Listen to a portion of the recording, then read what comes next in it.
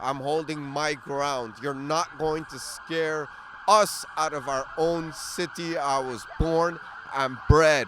Raptors for life.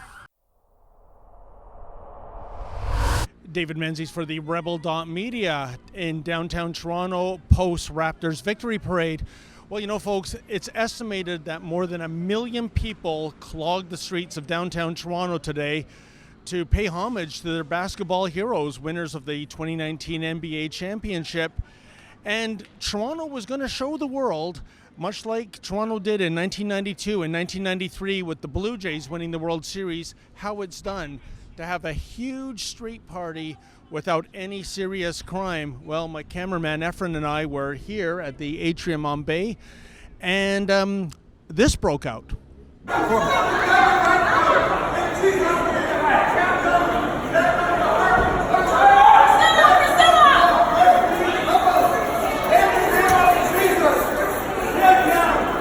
Well, that was the aftermath, and I didn't catch it from the beginning, of people that ran into the atrium screaming. I thought it was people just engaged in tomfoolery, but no, those weren't screams of joy. They were screams of terror, and the next thing you know, the Atrium on Bay, much like most of the buildings in the downtown core near the Eaton Centre, were in lockdown mode. The reason? Well, in Nathan Phillips Square, there was a shooting that injured 4 people, whilst multiple people were stabbed in 2 altercations near the Eaton Centre. So it's, in a way, in addition to the violence that is grotesque, I consider this to be an act of robbery. These thugs basically robbed the citizens of Toronto of a feel-good moment.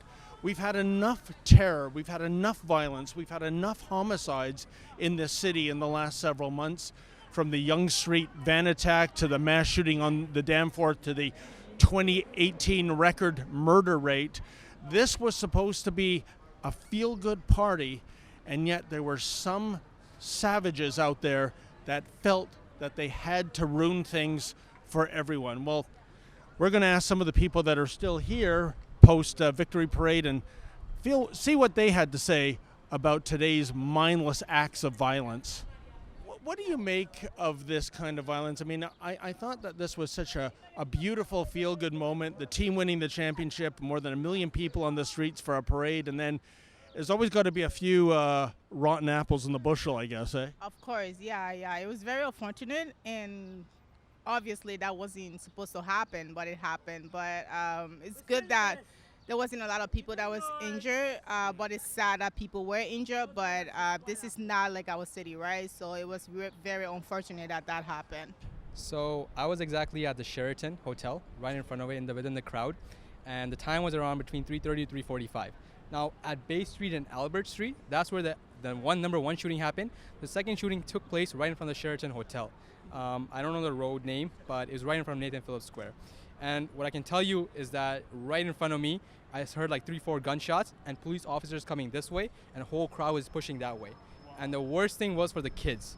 I could see the kids, little kids, like, you know, in the strollers, and just 3-4 years old, 10 years old, just clutching their mothers, and they're just like, you know, with the crowd was being so violent, they were so pushing, they could not, like, you know, comprehend what's actually happening. Sure, I just saw a whole bunch of people running my way, so they tried to run through me, so I just turned around and kind of did something that was instinctual. Like, you see a whole crowd of people running and you do the same thing. So yeah, immediately just like fear and terror run through your mind. And I was with like 2 of my other cousins, and it took like a half an hour before I could find them back, just because everybody just scrambled everywhere. So Were you around when that violence broke out earlier today? Oh, Lord. Yes, I was. I was around for all that, but I don't want to recall that at this moment. I just want to relax right now, enjoy the beautiful people around the city, what is meant to be Toronto, the diversity, the love. It's unfortunate, yeah. We wanted to celebrate and then we couldn't, so we had to come here. I don't know if this was a targeted shooting, but with that mass of humanity at Nathan Phillips Square, if you miss, you're going to hit somebody for sure, and it could have been a child. Exactly. I'm pretty sure some kids got hurt, which is really, really wrong. I hope the police set an example with that person so that nobody else can do it again. They need to set a really extreme example on that person. I couldn't even imagine happening in the city of Toronto like this in such a big event. everyone was so happy, everyone's celebrating. In fact, Justin Trudeau, the prime minister of our country, was on stage while this happened, while the shooting took place. So it's definitely a horrifying event, and I hope really, like, you know, besides the 2 people that got hurt, no one else got hurt, especially the kids that were all here to enjoy the event today. The last couple years, you have been hearing it on the news about gun violence, but that doesn't affect like the amazing people of Toronto. Like, I refuse to buy into that. And you know, people who do these things, you know, they want to inflict fear, but the last thing, little do they know, if they don't divide us, it actually brings us together. It actually forms more unity. So try as they may, it doesn't affect me, at least. It doesn't affect us. I'm terrified out of my life right now by that, but I just want to enjoy myself, so I'm going to be right here. I'm holding my ground. You're not going to scare us out of our own city. I was born and bred. Raptors for life.